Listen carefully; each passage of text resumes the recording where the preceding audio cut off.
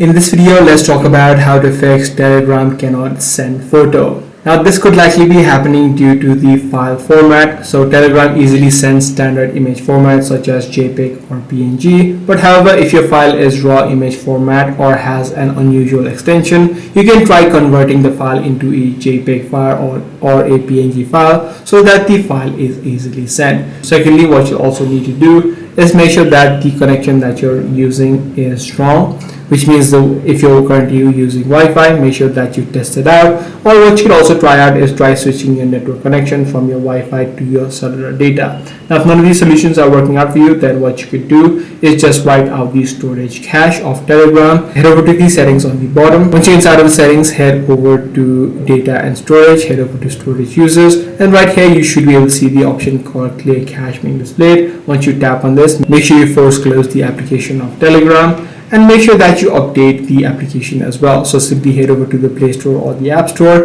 If you do see new updates available, make sure you update the application. So that's the way on how you do it. If this video was helpful to you, be sure to subscribe. I'm going to see you in the next one.